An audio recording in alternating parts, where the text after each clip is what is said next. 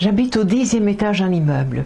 Il fait chaud durant ce dernier jour de juillet et je n'ose pas ouvrir les fenêtres car les fumées et les poussières des industries environnantes envahissent immédiatement mes meubles polis. Eh bien c'est comme ça, il faudra que je m'y fasse. J'inspecte mon appartement, qui manque encore de rideaux et de double rideaux. Ben oui, c'est un peu nu. Mais ma mère n'a pas rechigné sur le mobilier. J'ai plutôt été gâtée. Voilà, c'est chez moi. 150 mètres carrés pour permettre à un jeune couple de s'apprivoiser et de s'épanouir. Mais dès les premiers jours de notre vie commune, j'ai tout de suite été mise au parfum de ce qui m'attendait. Il est 18h, c'est la 3e fois que je prends la poussière sur les meubles polis. Mais je veux que tout soit parfait. J'ai fait de mon mieux car je veux accueillir mon petit mari dans les meilleures conditions. Là maintenant il est 19h, je réchauffe le gratin. Oh, il est 20h. Je diminue le four car le gratin commence à sécher.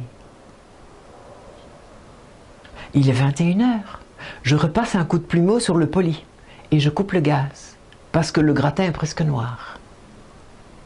Et il est 22h et la clé tourne vigoureusement dans la serrure.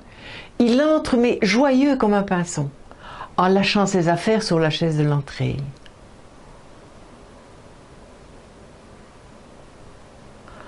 Il me prend dans ses bras et m'annonce qu'il vient de réaliser sa meilleure affaire du mois. Il vient d'emballer un client très prometteur et il s'est senti obligé de l'inviter au restaurant pour consolider les promesses de vente. Tu comprends, je suppose, mais je ne pouvais pas passer à côté de cela.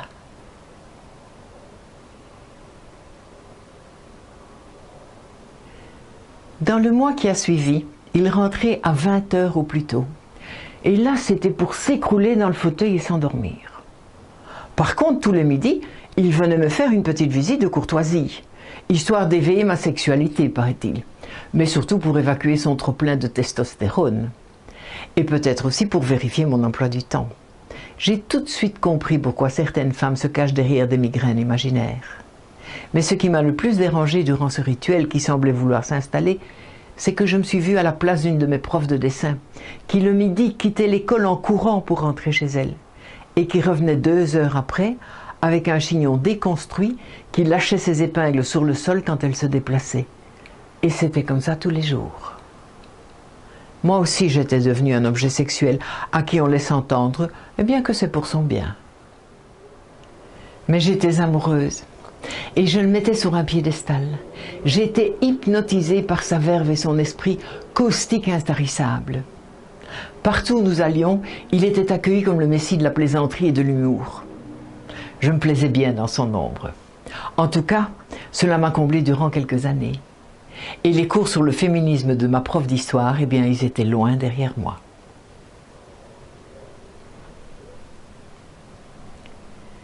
Cela fait 30 ans qu'il est mort, et je lui en veux encore d'avoir utilisé nos 2 filles pour m'obliger à assumer toute seule les responsabilités familiales et domestiques, et me maintenir ainsi sous sa coupe. Moi qui rêvais d'une vie de partage dans laquelle les enfants auraient leur place, on aurait pu faire un couple exceptionnel. Pour les autres, on était un couple exceptionnel. On était cités en exemple. Nous étions terriblement fusionnels et complémentaires dans les guindailles, dans les fêtes, dans les sorties. Et cela faisait l'émerveillement de nos amis. Vous en avez de la chance d'être si proches l'un de l'autre, disait-il. Mais en dehors de cela, nos vies étaient fondamentalement et insidieusement très séparées. Les femmes d'un côté et les hommes de l'autre. J'avais pour mission d'être entièrement responsable de tout ce qui est contenu dans la maison, c'est-à-dire les enfants, le mobilier et la bouffe. Et si je voulais faire la prof, c'était à moi de trouver une solution de garderie. De plus, il m'invitait à prendre conscience que le fait de rapporter un 2e salaire, si petit soit-il, dans notre ménage, le faisait passer dans une tranche supérieure d'imposition. Mais il se voulait bon prince. Et si cela te fait plaisir d'aller travailler, disait-il, j'assumerai. Auprès des amis, il présentait la situation comme si c'était moi qui m'octroyais le contrôle sur toutes les choses matérielles. Et qu'en compensation, je lui laissais plein pouvoir sur ses choix politiques par rapport à la situation économique au Moyen-Orient, par exemple. Et cela faisait exploser de rire toute la galerie, et moi y compris, malgré le rôle peu glorieux que j'y avais. Quant à lui, il devait asseoir sa situation, penser à sa carrière, caresser ses clients dans le sens du poil, aller au-devant de leurs désirs, les inviter dans toutes sortes d'endroits et guindailler avec eux pour bien les connaître et s'en faire des amis. Mais cela prend du temps, des soirées, beaucoup de soirées, énormément de soirées. Lui en dehors et moi dedans, comme à la préhistoire. Toi Jane et moi Tarzan.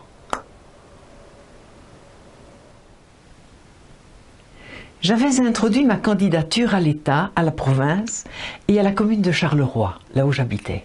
Mais cela prenait beaucoup de temps. Et je commençais à m'ennuyer dans cet appartement niché à 30 mètres du sol et relié à la terre par un boyau vertical incontournable qui s'appelle un ascenseur et dont je n'avais jamais eu l'usage auparavant. Tout ce que je voulais faire entrer dans cet appartement était d'abord calibré par ce petit espace cubique qui vous rappelle que la liberté n'est qu'un concept. Durant ce premier mois de mariage, je m'ennuyais, dans cette vie de recluse. Alors tous les matins, j'allais m'acheter un pain frais et je le mangeais avec du Nutella. Cette diabolique invention des années 60 qui à l'époque était conditionnée dans une petite coupe en verre qui rendait le contenu encore plus exceptionnel et plus culpabilisant. Alors, ce qui m'a sauvé de l'ennui et de l'obésité, eh bien, c'est une petite carte d'invitation de ma belle-sœur, nouvellement diplômée esthéticienne. Une invitation à une présentation de produits de beauté du docteur Renaud. Waouh! Cela se passait dans une maison de maître de l'avenue de la Toison d'Or à Bruxelles. La pièce de réception était déjà envahie par une trentaine de nanas en pamoison devant ces précieux baumes, dont la seule évaluation possible était le toucher. Ben oui, c'est gras. Ah, et ça, ce n'est pas trop gras. Oh, ça, c'est encore moins gras. Ou alors l'odeur, que ça sent bon. Quant à l'efficacité, il suffisait de croire à ce qui était mentionné sur l'étiquette. Donc, c'est avec beaucoup de distance que j'ai assisté à cette conférence à caractère pompeusement scientifique. Et j'ai occupé mon cerveau à essayer d'imaginer la fabrication de ces onguents illusionnistes, mais qui mettaient les femmes en apoplexie. Oh! Puis à la fin de la conférence, pour nous remercier, chacune de nous avons reçu un coffret d'échantillons, que j'ai accepté volontiers, malgré que je ne sois pas de la profession, et l'idée a continué à faire son chemin dans ma tête. Mais alors moi, quand j'ai une idée, elle prend toute la place dans ma tête. Il n'y a plus que cela qui compte.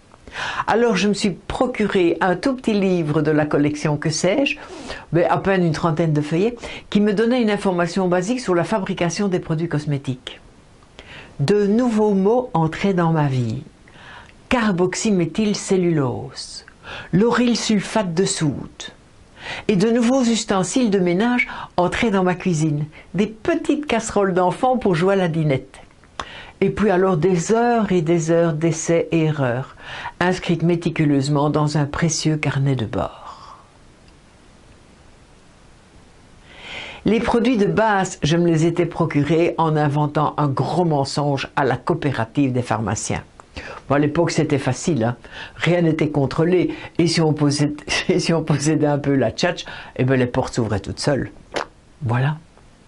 Ensuite, pendant des semaines, j'ai vécu les angoisses de Marie Curie. Waouh!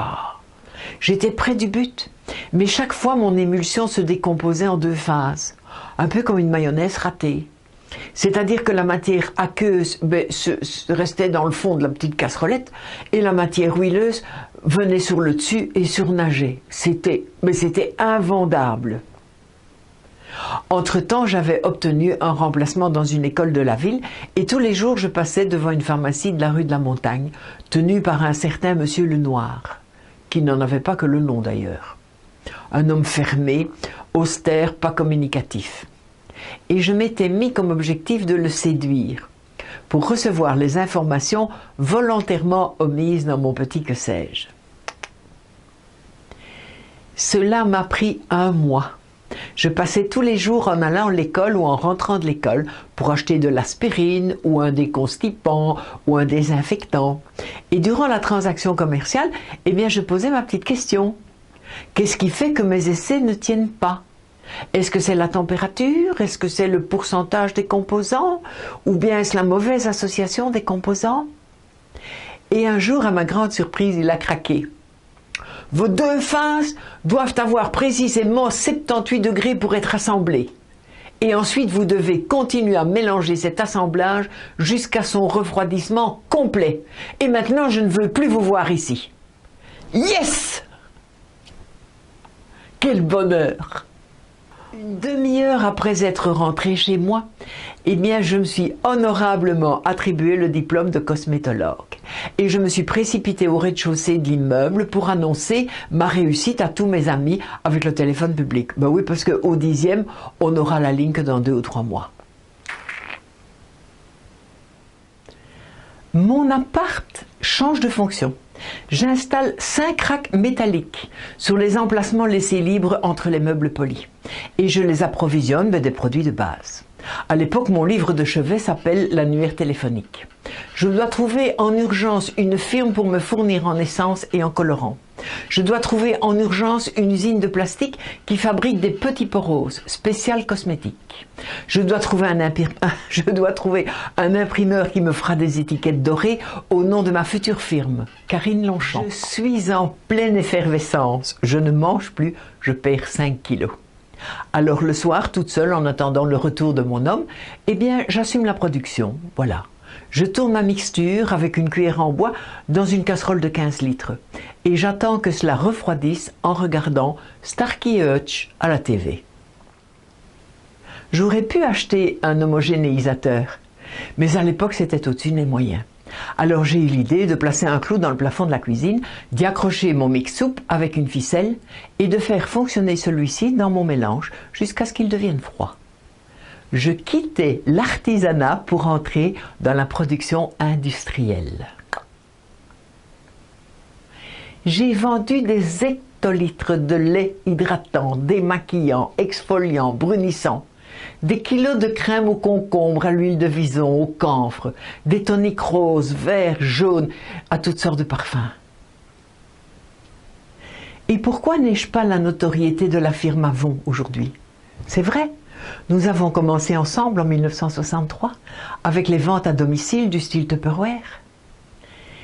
Eh bien, c'est parce qu'à un moment donné, il faut changer de niveau dans la production. Il me fallait investir dans des cartonnages de présentation. Et pour cela, je devais faire un très gros emprunt à la banque. Et j'ai paniqué, oui, j'ai paniqué. J'ai préféré faire un gros emprunt à la banque pour acheter une maison. C'est mon côté raisonnable. Et 30 ans plus tard, le hasard a voulu que je me retrouve en Floride devant le somptueux domaine d'Avon. Immeuble tout vitré sur une pelouse moquettée, rafraîchi par 2 jets d'eau au centre d'un étang, somptueux. On a arrêté la voiture de location et je me suis plantée devant cette beauté. Et dire que cela pourrait être moi. Je ne suis pas devenue Karine Longchamp internationale, non. Mais j'ai appris plein de choses et cela a stimulé en moi l'envie de découvrir toutes les facettes du potentiel que les fées avaient déposé dans mon berceau. Ouais. Merci la vie.